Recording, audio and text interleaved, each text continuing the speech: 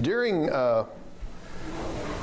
the feast, I like to sit outside, sometimes with an alcoholic beverage. And if I'm by myself, I just close my eyes and think. And if I'm with somebody, we end up talking. And a lot of times this year especially, was biblical, which it normally is. And I got to thinking some about Sabbath years and Jubilees. And the people that I've talked to and the internet searches, and I'm not real good on the internet, but if you type in Jubilee years or Jubilee year cycles, you come up with pages full of stuff. And I've got a couple of articles in my briefcase on that subject. And if you talk to or read about a rabbi, they will tell you that they really don't know the Jubilee cycle, and they'll give you whatever reasons that they have for not doing it. Most commonly, it's because the Israelites aren't in the land of Israel anymore. There's just basically, if you want to call it that, one tribe, although I have a feeling the people who live in Israel are from probably most of the 12 tribes, because they've been scattered all over the world. They've come back from Russia and the Eastern Bloc countries, as well as the United States and other countries. So there's probably Ephraim, Manasseh, and some of the others that are there, as well as Judah. They just don't know it yet. Then you have the cycles were probably stopped because those people that moved north to Samaria got taken and scattered. So the 12 tribes weren't there, and there's no use counting it. So add up all the evidence, and you come up with the conclusion that nobody really knows what the Jubilee cycle year is, and that's including the Church of God at all. There's 600 probably denominations of the Church of God. I shouldn't call them denominations, organizations. So you've got 600 different groups and 600 different ideas probably, as you know, as we talk about it, because you can name a subject, and you're going to get different opinions about, from all these different groups about that, whether it's calendar or Pentecost or first resurrection. You start naming off debate topics, and you get opinions that vary from, sun up to sundown. So, nevertheless, it's in here, and it's only mentioned in basically Leviticus, which kind of gives credence to the fact that it would be lost. Maybe God knew.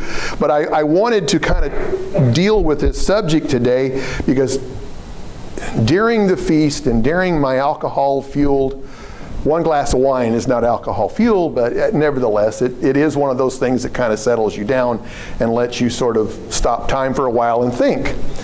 So during that time of rest and recreation at the feast this year, my mind began to think about Jubilee cycles.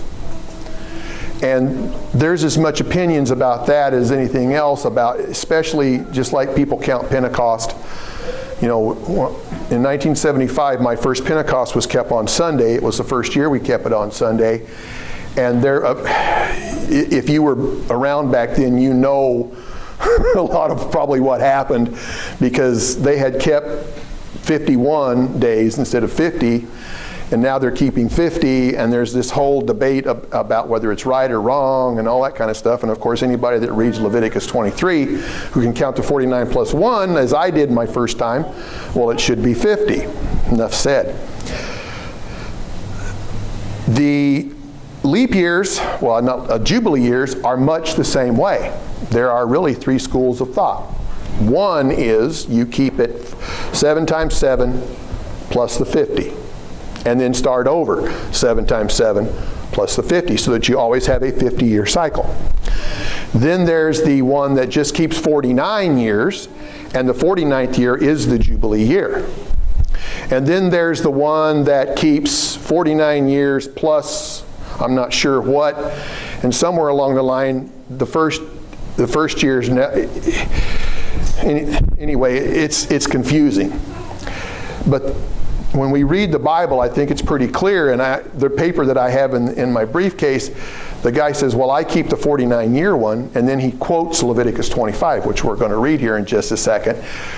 And his belief and the quote are diametrically opposite, which I don't understand. You know, rabbis being rabbis, they interpret things differently, I suppose.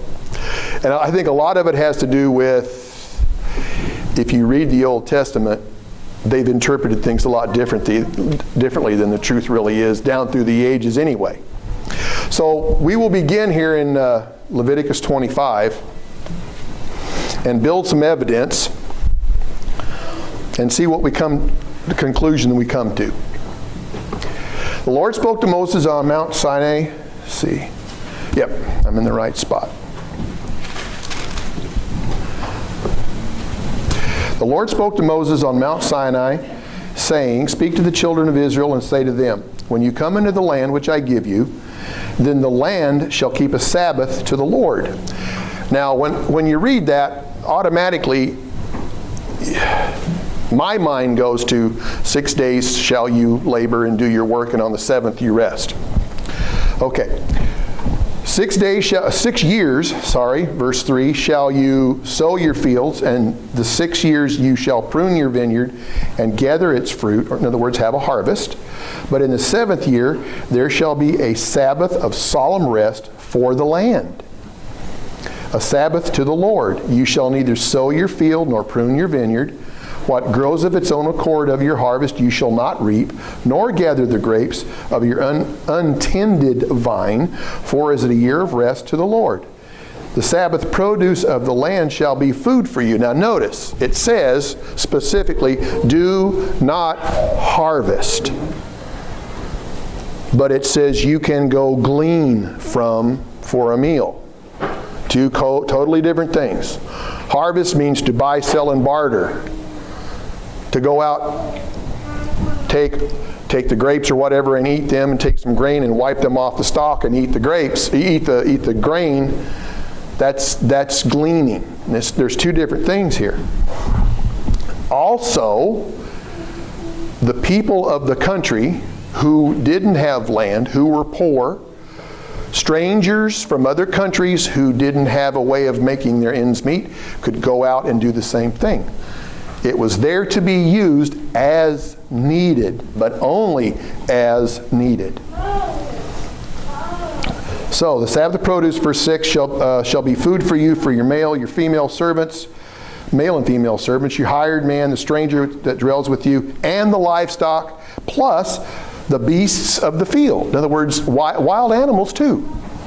It includes pretty much everybody who is able to come in and use that land for their necessities. And that's it. Because all the produce shall be for food. Now, you have to understand,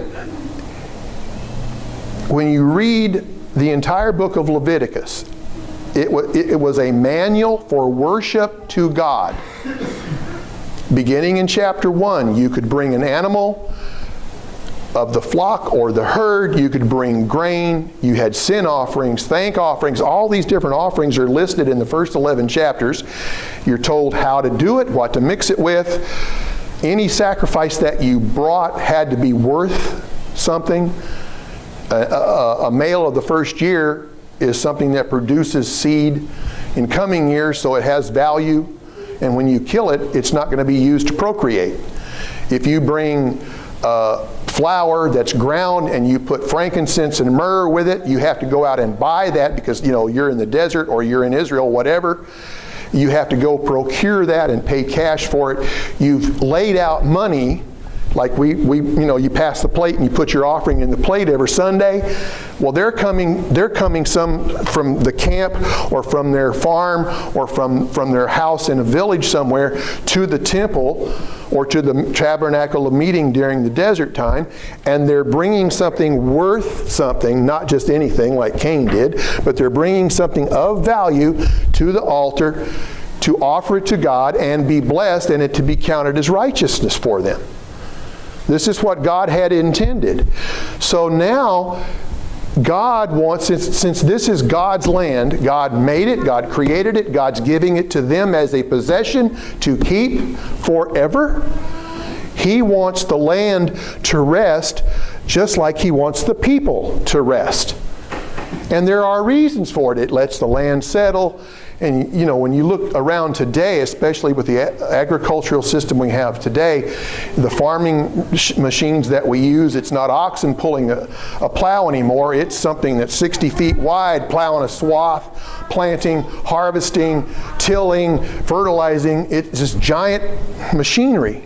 My dad used to work on this stuff. I've been around it quite a bit of my life.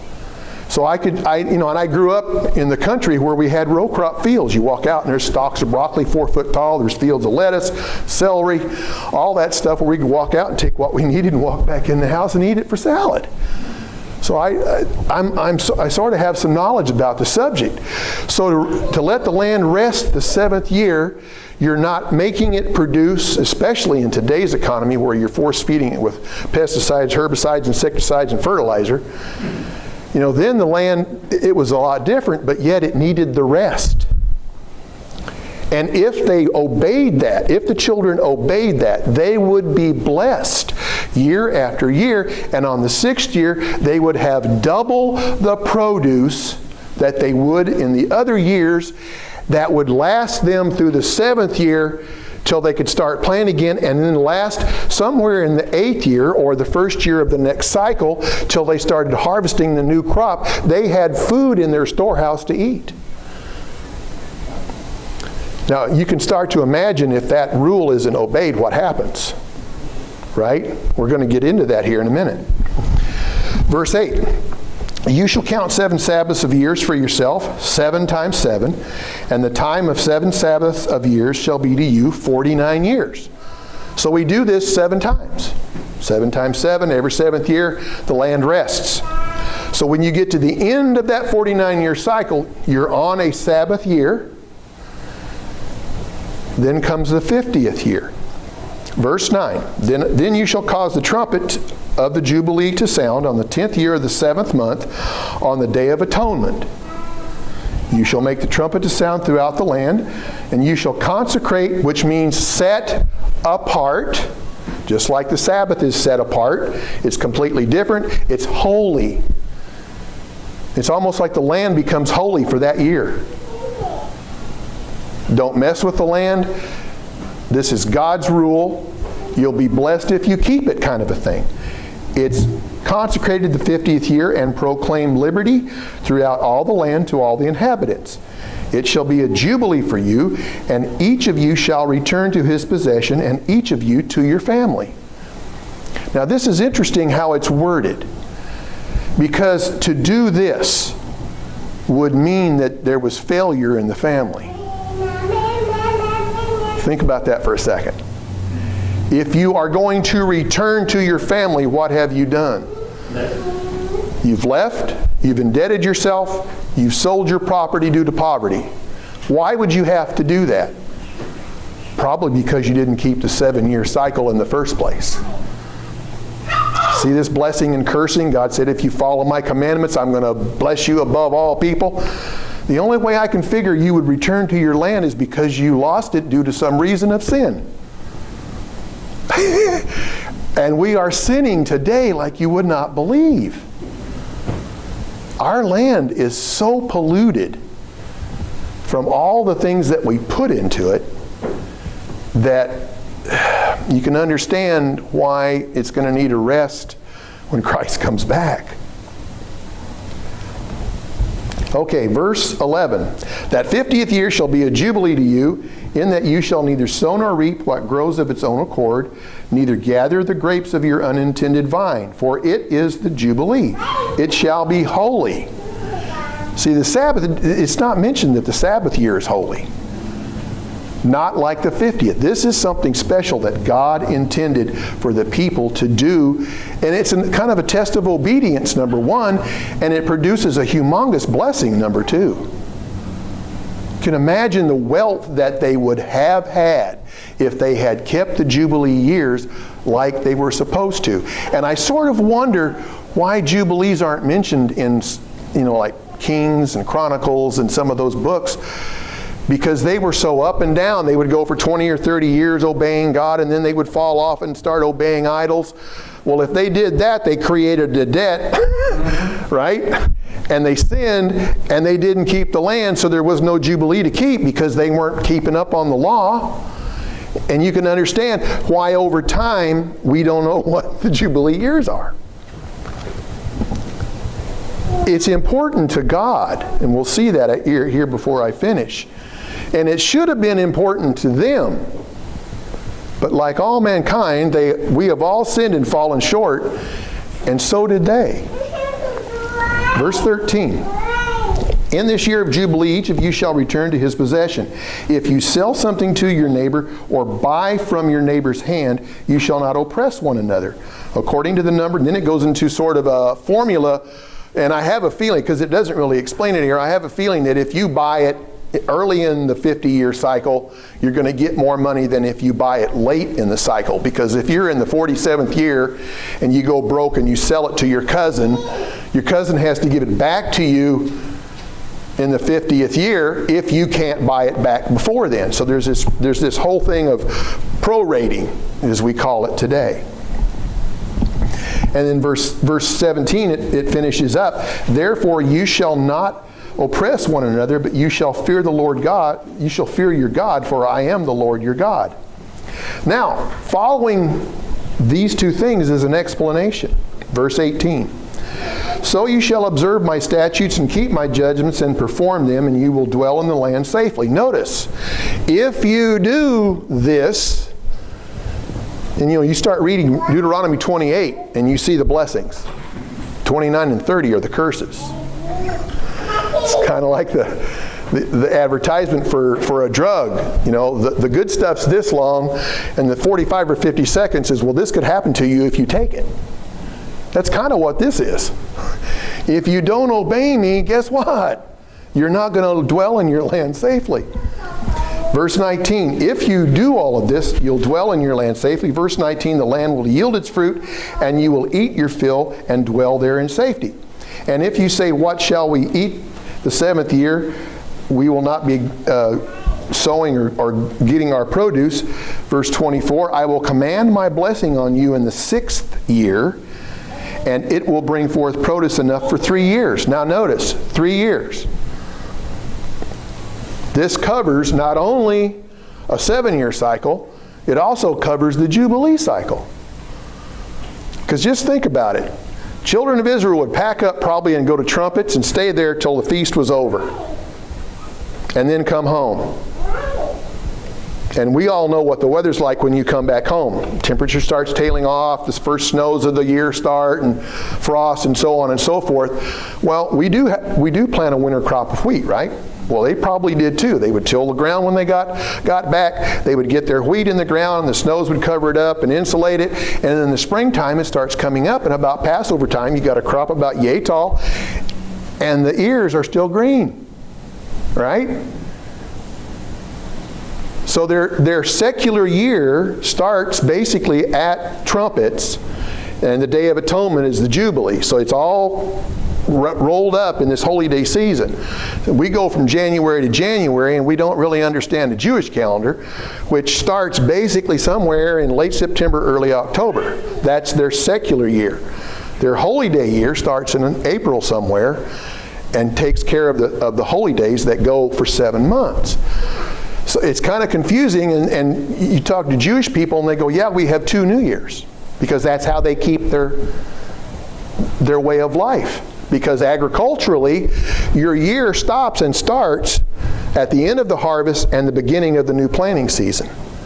Holy day year starts in the spring with the green ears. So it all ties in together, really. So, I will command, verse 21, the blessing on the 6th year, and it will bring you forth produce enough for 3 years. You go keep the feast, come home. You don't plant. Gives you time for projects. Put a new roof on the house, coat of paint, build the corrals, maybe go out and tend your flock because you've got a new bull that you just bought, and you got to get that all settled.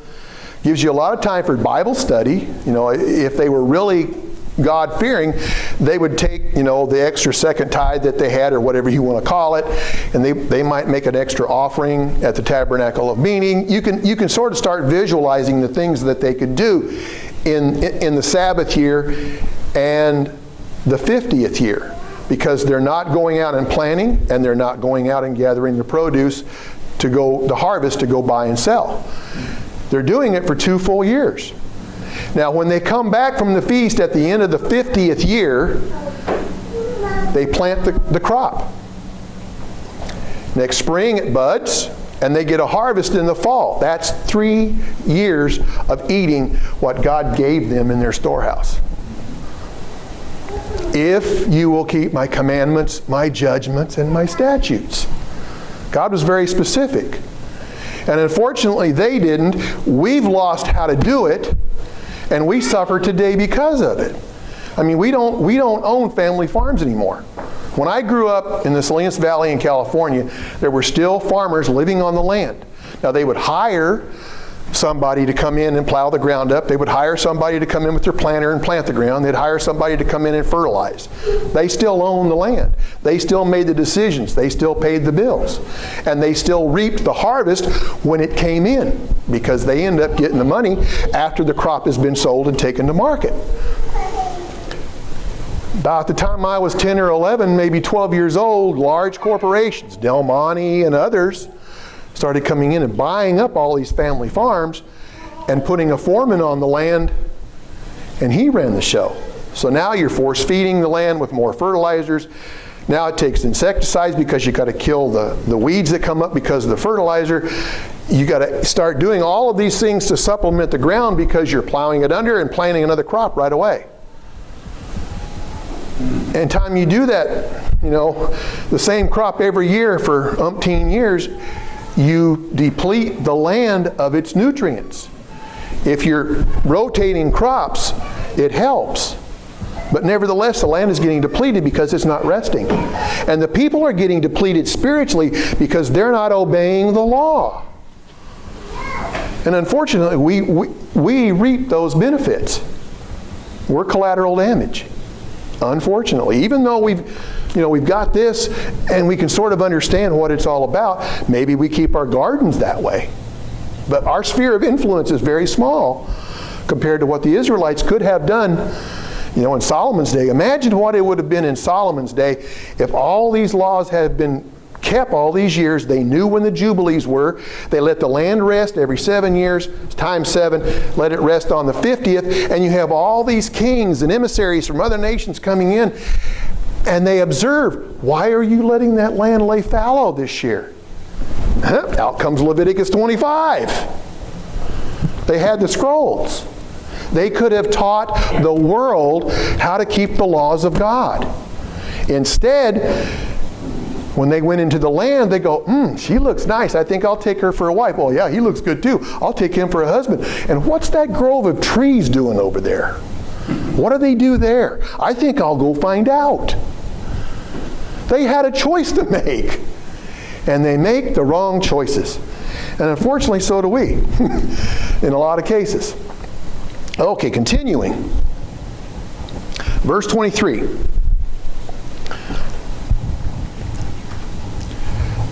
The land shall not be sold permanently. Notice, even if you have gone into poverty, and even if you have to either go into debt or in debt yourself, you know, to somebody else to work on a job and try and keep your land, whatever the case may be, however it turns out, the land doesn't get sold permanently like it does today. In other words, our property that we own, our little 27 by whatever it is plot of land where our house and garage sits on, that should be you know, Robert's, and when I die and Helen dies, it should automatically be ceded to the number one son. So on, so on, and so on. Well, instead you have to will it or somehow trustee it, you know, because our laws are different. We don't have the same rules today that they did back then. So the land shall not be sold permanently, for the land is mine. Notice God says the land is mine. Now that's important for us to remember. Because you are strangers and sojourners with me. I mean, if you're just reading this as a history book, you go right over that. Because even God said he's a sojourner. This is all temporary. The 1,000 years is temporary. The new heavens and the new earth and the new city are permanent. And God, our Father, will come and dwell with us then and only then. And we'll find out why, I think, here in a little bit. See, if you expand past the Israelites and you expand past the possibilities that they had, it all comes down to God building His family and God living with His family in a permanent situation. He's telling us right here in this verse that this is not permanent. You're sojourners and strangers. And in all the land your possession shall be, you shall grant redemption of the land. Notice, if one of your brethren becomes poor and has sold some of his possession, if his redeeming relative comes to redeem it, then he may redeem what the brother sold. Or if the man has no one to redeem it, he himself can come and redeem it. And then you go through the same situation that you have with prorating. But, verse 28, if he is not able to have it restored to himself, then what was sold shall remain in the hand of him who bought it until the year of Jubilee. Now again, if they had been keeping the Jubilees, this cycle would have repeated itself. We have no evidence that it ever did. Not the Jubilees. Now, let's go to Ruth. And we can see one instance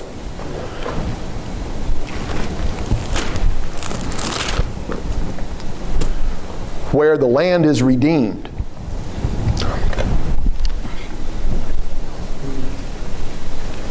Quick history of this book. Naomi is married to Elimelech.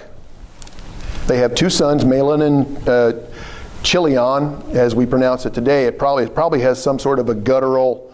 Hebrew is guttural. The CH would be differently pronounced. It would be Chilion or something of that nature. Because we have camp, well, I say we, when I used to work at the J, we had Camp High. C-H-A-I, the C silent. So this is Chilion in the English perhaps. Whatever. They have a piece of land, which is part of their possession of their inheritance that they got when they came into the land. And a drought has come. If you want to read from chapter 1, I'm not going to go through all four chapters. There is a famine in the land, and the four people, Amalek, his wife, and his two sons, go south to Moab. Now, Moab is the land that came from Lot and one of his daughters. And they live there for several years.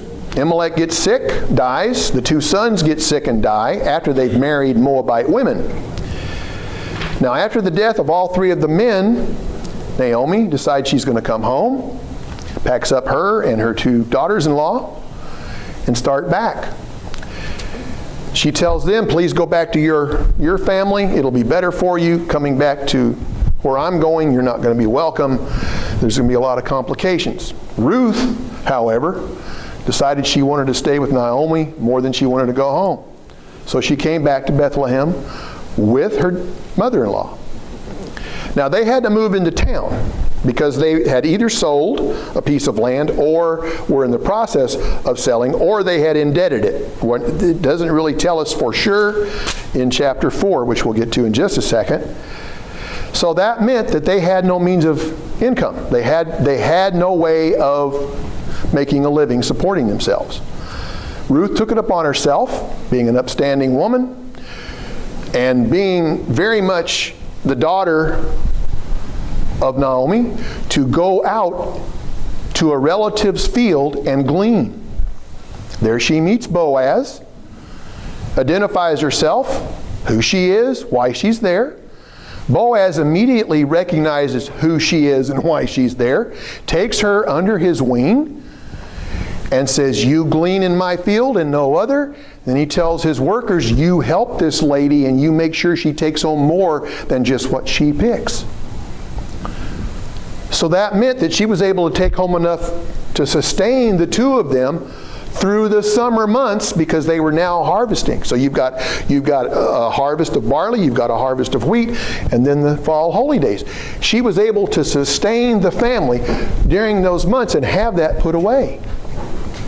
At the end of the harvest, there is some sort of ritual, and it goes into that in chapter 3, about winnowing the harvest. And I'm sure that's probably shucking the husk off the grains and separating everything, getting ready to put it in bushels and then sell it at the market, whereby at the end of the harvest, all the men get sufficiently happy, go to sleep, and a lady, if she pleases, can come to the man, tuck herself in by the feet, and basically it is a proposal of marriage by the woman. Now, being the close relatives that they were, she proposed the marriage. She literally proposes the marriage in chapter 3. She's bold enough, I am your close relative. I am beseeching you that you would marry me. Give me a male child so that I can give it to my mother-in-law and give her seed for the future. Boaz says, yes, I will do it for you. But there's a catch.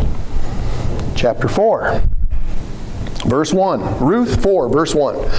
So, the next day, after this whole setup here in chapters 1, 2, and 3, Boaz goes to the gate of the village, of the city that they're at, and sits down there, and behold, the close relative whom Boaz had spoken of came by. See, there's Boaz who's interested, but there is a closer relative than Boaz that has to say yes or no first. He had to do this by law.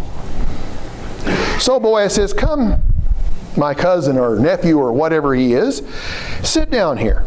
And you can imagine there's probably a wine bag and maybe there's a loaf of bread.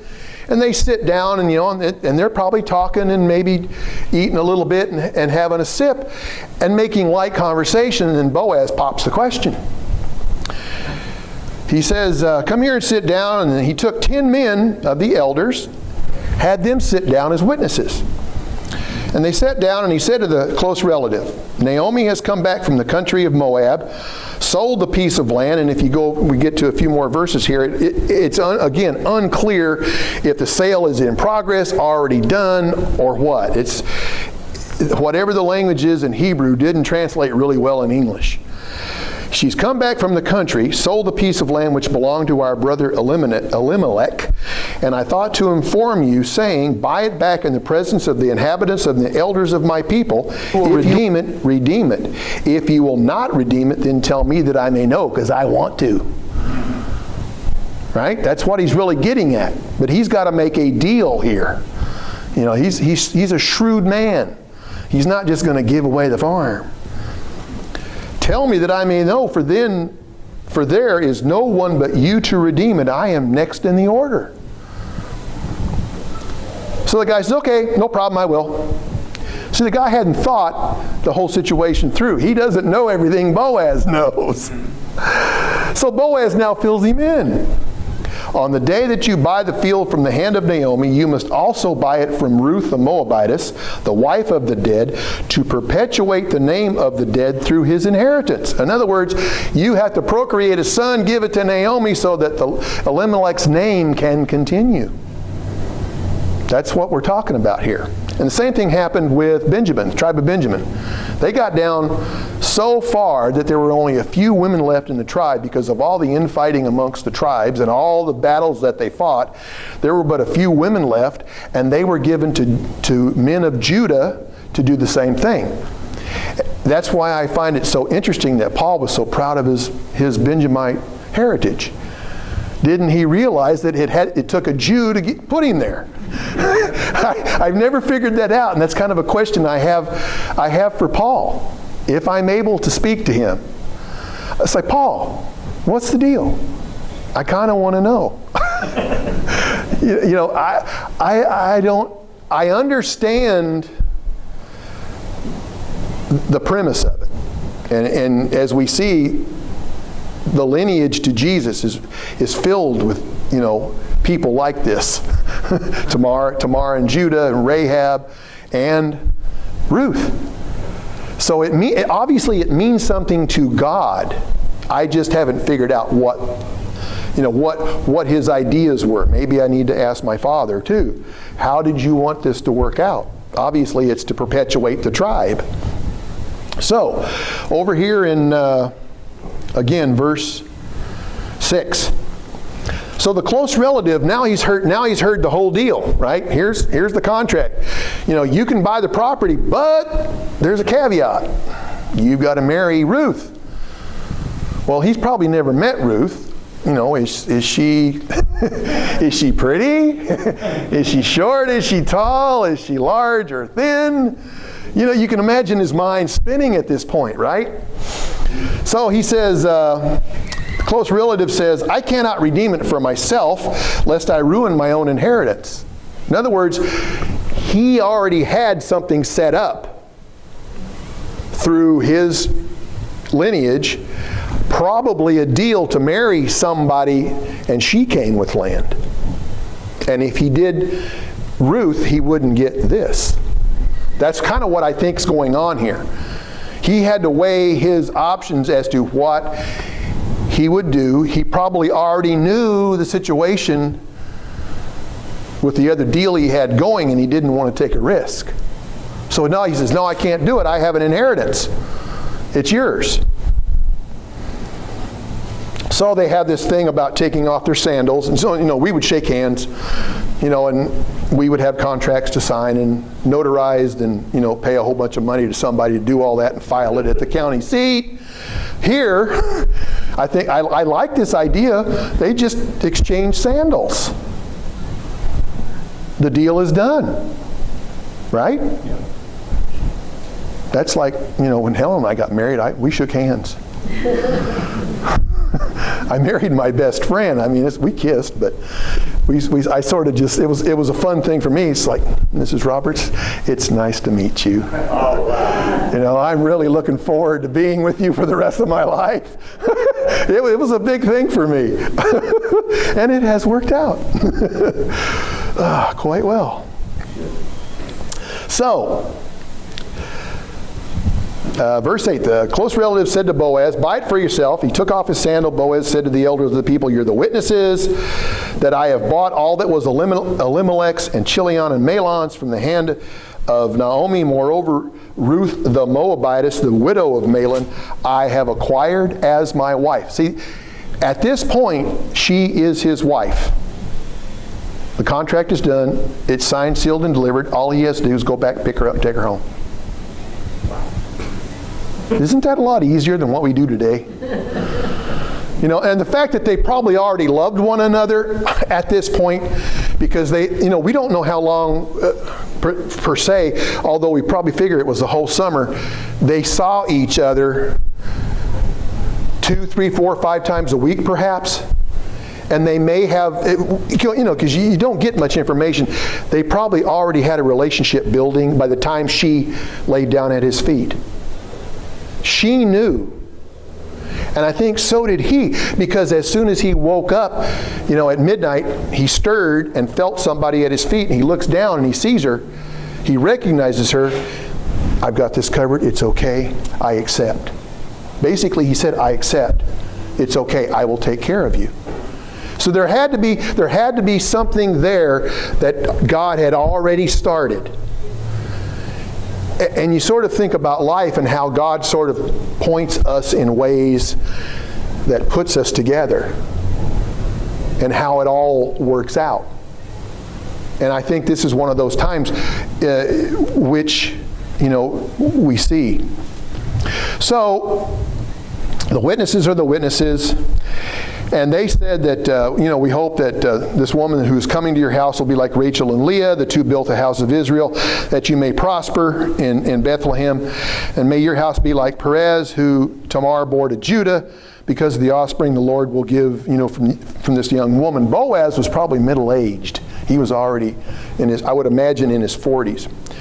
So when you look at the descendants of Ruth and Boaz, Obed was their first son. Obed was their first son. When he was born, Ruth gave him to Naomi.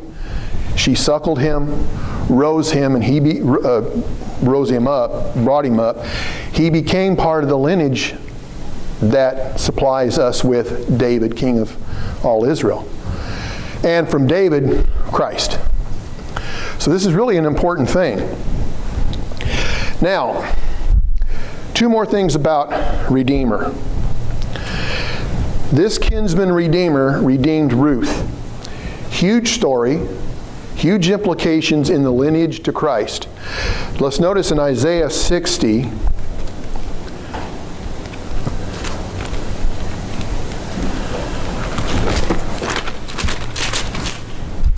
Isaiah 60 and verse 16, if I can turn the pages here.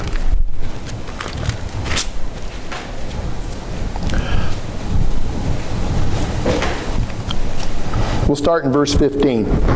Isaiah 60 and verse 15. Whereas you have been forsaken and hated, so that no one went through you, I will make you an eternal excellence, a joy of many generations. You shall drink the milk of the Gentiles, and milk the breast of kings. You shall know that I, the Lord, am your Savior and your Redeemer, the mighty one of Jacob. Now, of course, we understand that basically the whole book of Isaiah is composed of two things, if you want to boil it down to that. One, Isaiah, as a spokesman for God, rails against the sin of the nation. And two, he proclaims the good things that are going to happen in the kingdom.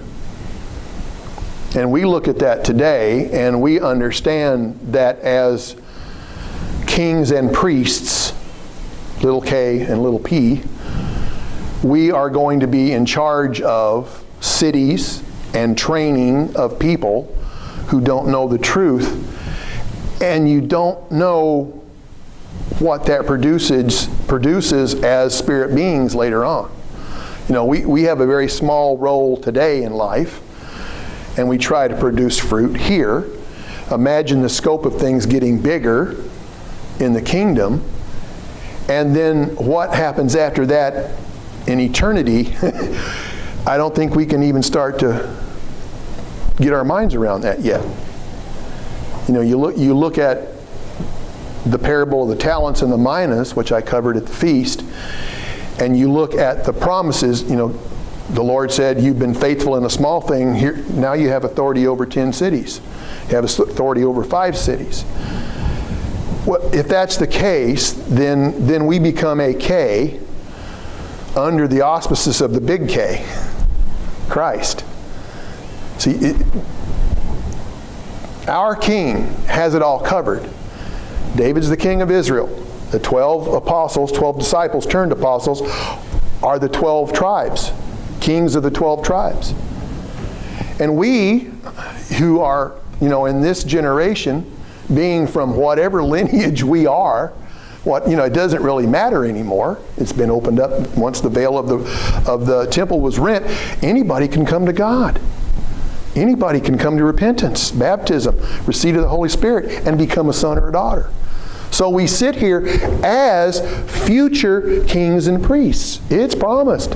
It's written in stone. We are the only ones who can, get up and walk out the door, turn our backs on God. God has it written. It's there. He's got our new name picked out. Everything is set. Now, God will redeem Israel. 1 Peter 1 puts it down to us, gets it a little more personal. 1 Peter 1:18.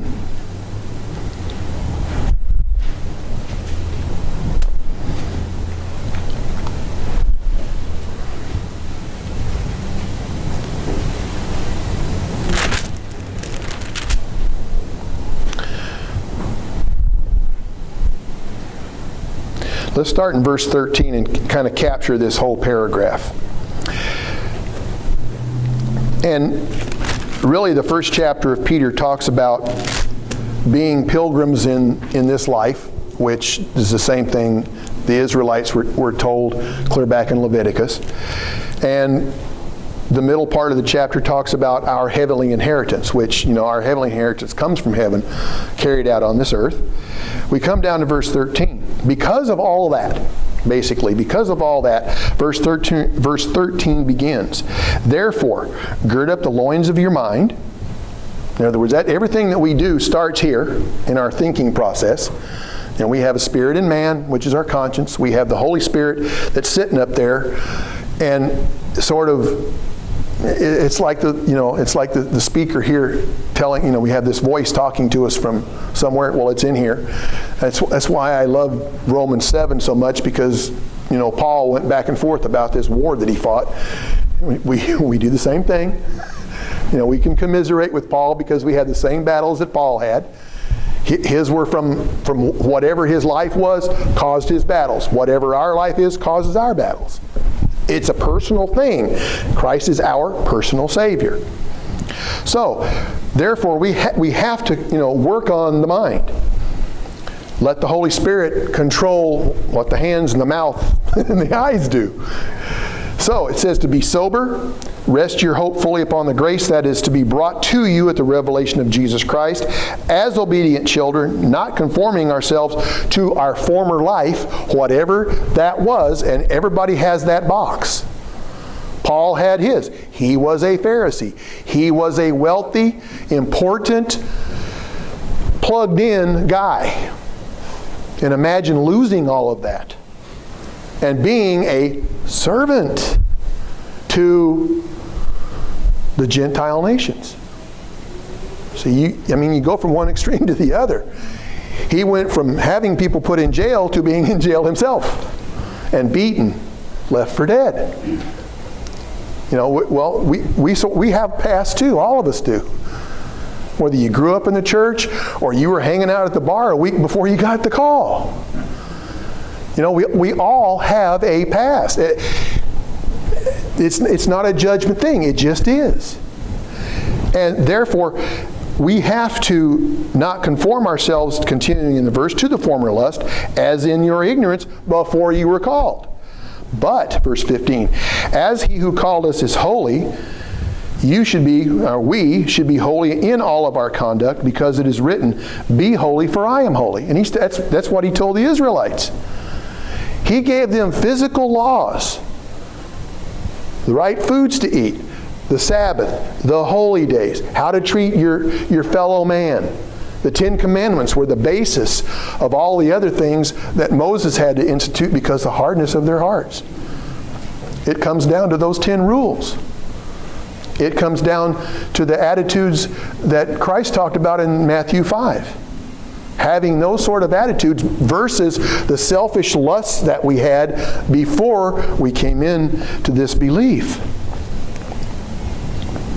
Okay, verse 17. And if you call on the Father, who without partiality judges according to each one's work, conduct yourselves throughout the time of your stay here in respect, knowing that you were not redeemed with corruptible things like silver and gold from your aimless conduct received by tradition from your fathers, but with the precious blood of Christ.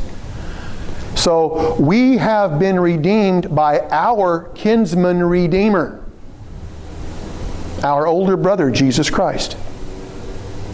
Just as Ruth was redeemed by Boaz in a physical sense, Christ has redeemed us by his blood in the spiritual sense.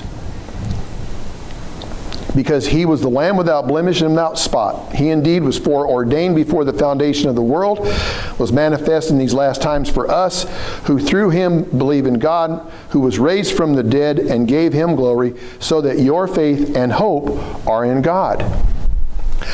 Now, you can turn over to Romans 8, and that's our next verse.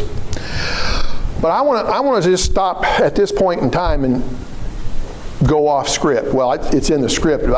I want to sort of go out of the box. Let's put it that way. We've been talking about particular things, personal things. about us, about Israel, physical Israel, spiritual Israel. Let's back up for a minute and kind of look, or back way up, perhaps, and look at the big picture. We've already been told in Leviticus that the land is God's. We know He made all of this creation.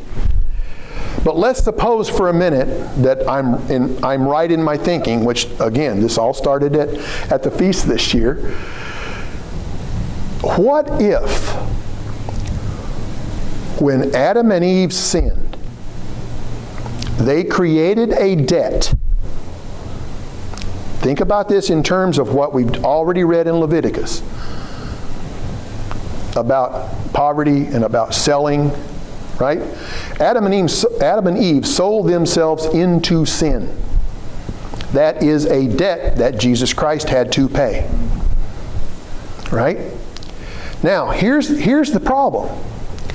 That's people. But you've also got the land.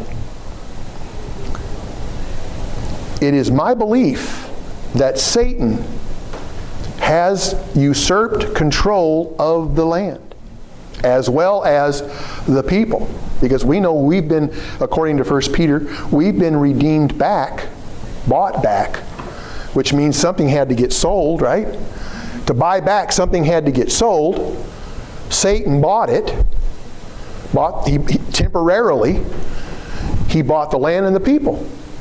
And those who come to Christ are redeemed away from that debt. Now, what happens to the land?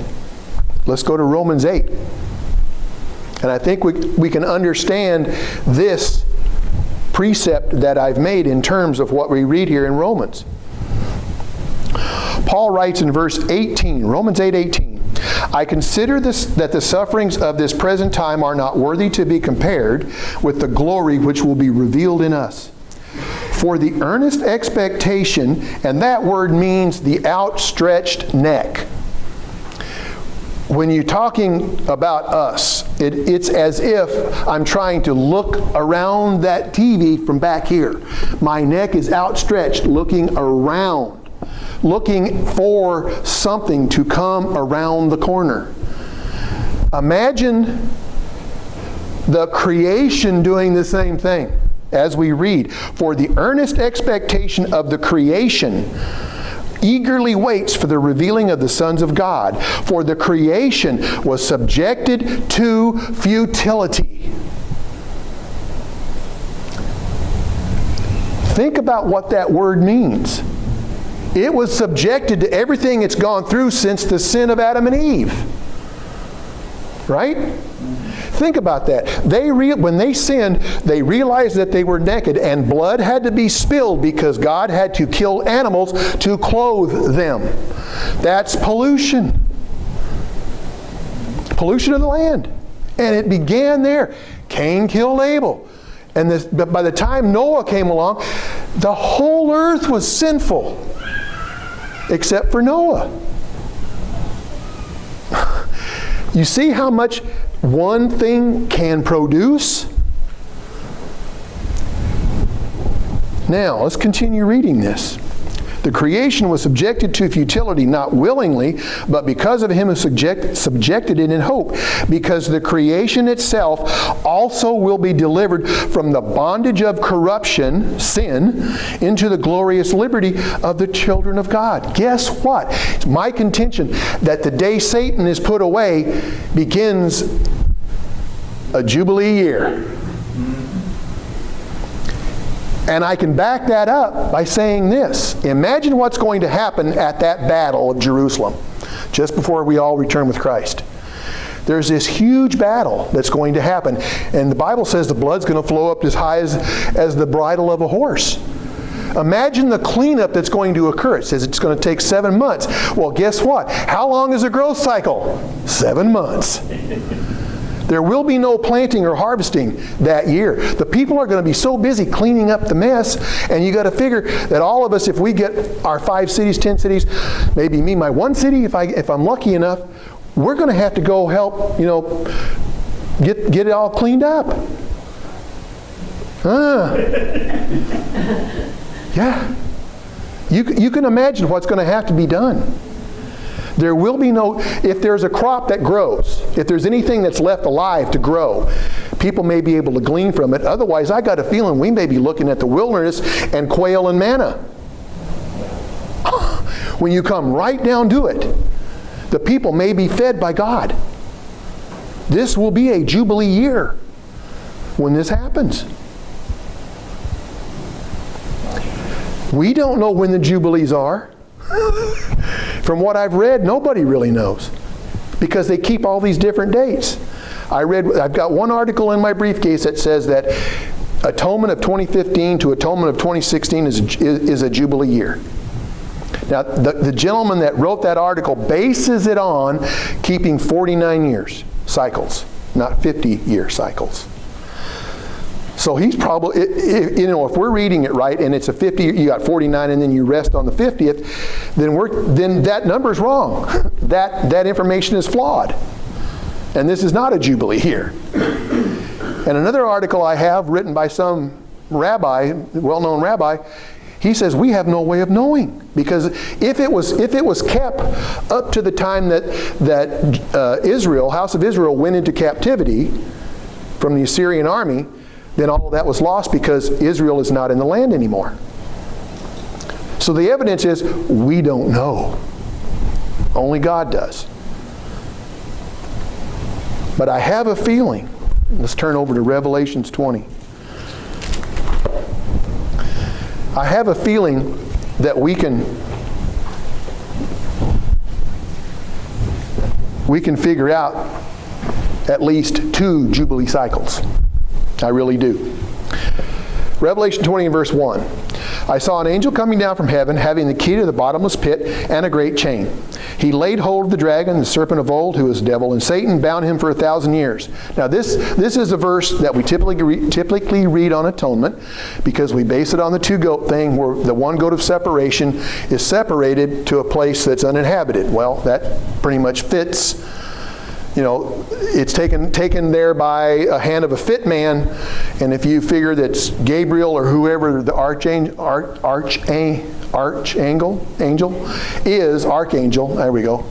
is, who puts him there, will be considered a fit man, a fit spirit being, to control him and the rest of his mob and put them in an abyss somewhere, whatever black hole this is in space. I have a feeling it might be some sort of black hole, spiritually made, that will contain Satan for 1,000 years. Now, if that is a Jubilee year, and you have 1,000 years ahead of you, then you've got 20 cycles of 50 to make 1,000, right?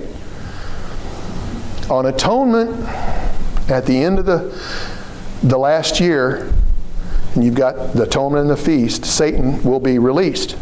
Because in intervening that, you're going to have the saints on thrones and ruling the land.